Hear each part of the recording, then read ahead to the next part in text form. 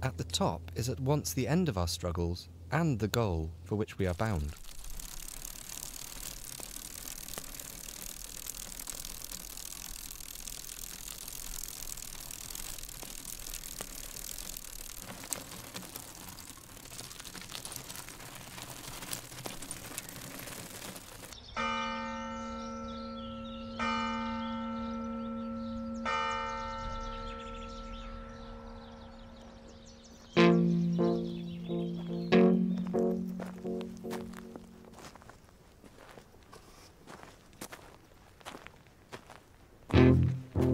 We encountered an old shepherd who tried to dissuade us from the ascent, saying that some 50 years before he had reached the summit, but had gotten for his pains nothing except fatigue, regret, and clothes and body torn by the rocks and briars. No one had ever tried the ascent before or after him. But his counsels increased rather than diminished our desire to proceed, so the old man pointed out a rough path among the rocks. While my brother chose a direct path, straight up the ridge, I took an easier one, which really descended. When I was called back, I replied that I hoped to find a better way round the other side, and that I did not mind going farther if the path was only less steep.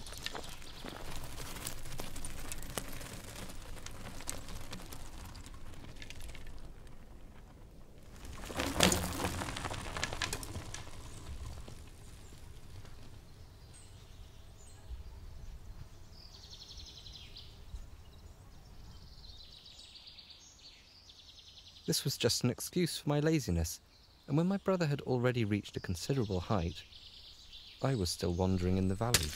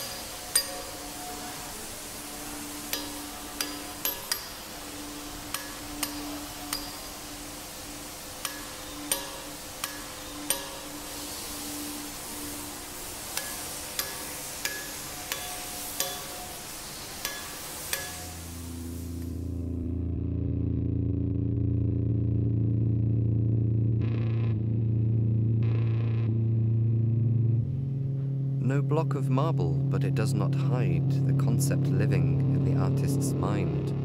Pursuing it inside that form, he'll guide his hand to shape what reason has defined.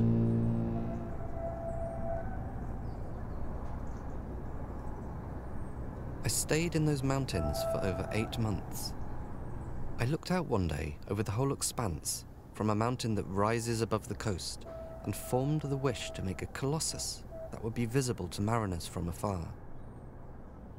They say this was a madness that came over me, but if I could be sure of living 4 times as long as I have, it's there I would attempt this.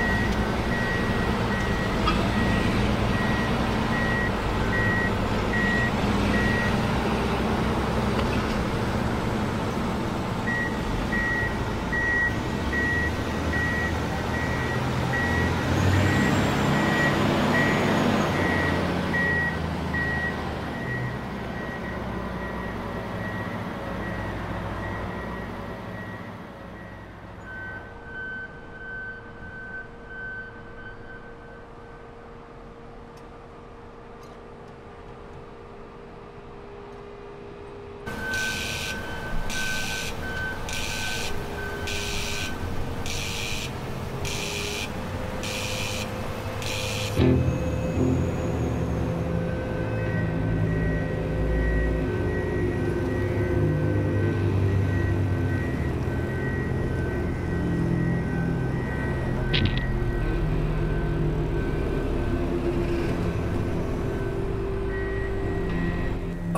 curse it 1,000 times the day and the hour I left Carrara. That's the cause of my undoing.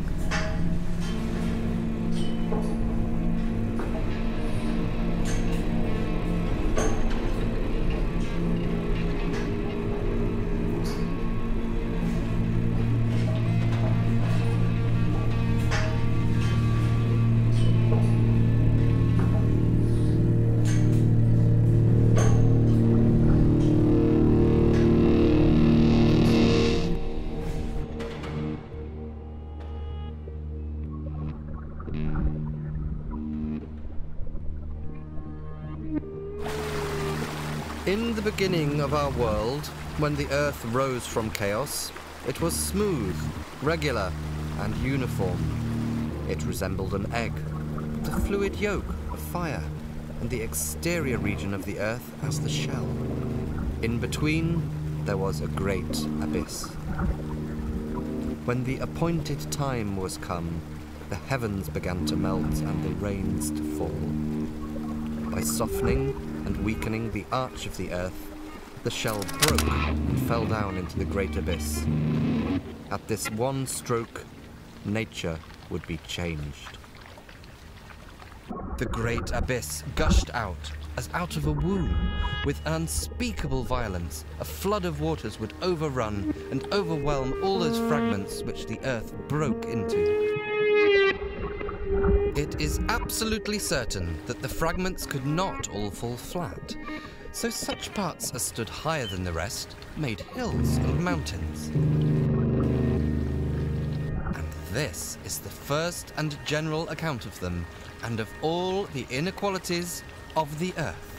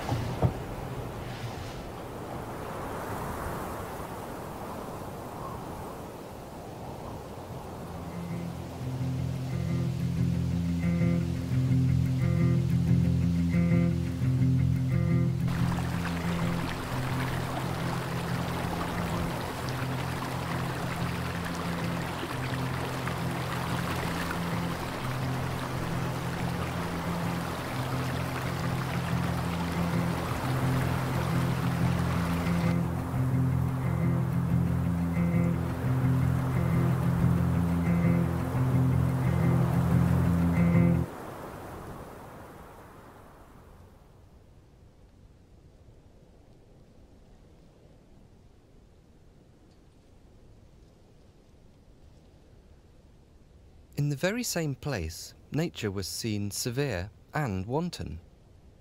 We walked upon the very brink, in a literal sense, of destruction. One stumble and both life and carcass had been at once destroyed. The sense of all this produced different emotions in me. A delightful horror, a terrible joy, and at the same time that I was infinitely pleased. I trembled.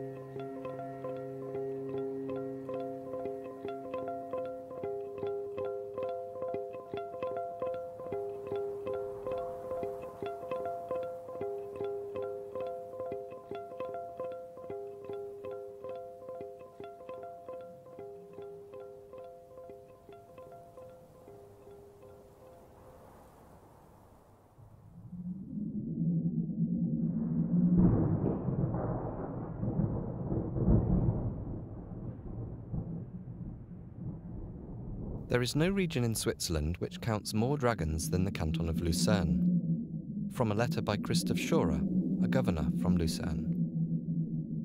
When I looked at the bright night sky in the year 1649, I saw a lustrous dragon coming out of a big cavity in the Pilatus mountain.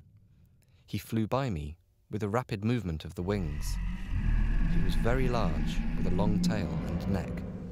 The head ended in a jagged maw. While flying, he cast sparks like red-hot iron when it is forged. I initially thought it was a fiery air appearance, but after having observed everything diligently, I saw from the manner of his movement, as from the nature of the limbs, that he truly was a dragon.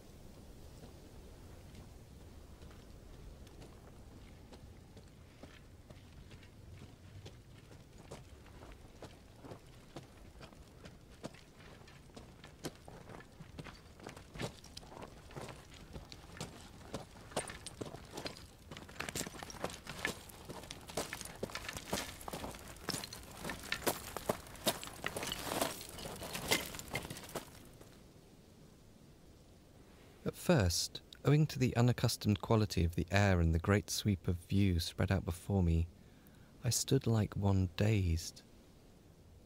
The sinking sun and the lengthening shadows of the mountain were already warning us that the time was near at hand when we must go.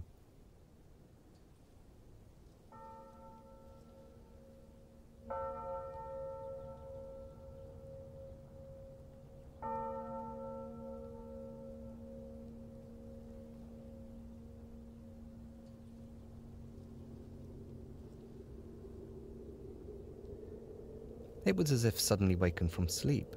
I had seen enough of the mountain. I turned my inward eye upon myself, and from that time not a syllable fell from my lips. We returned long after dark, with the full moon lending us its friendly light.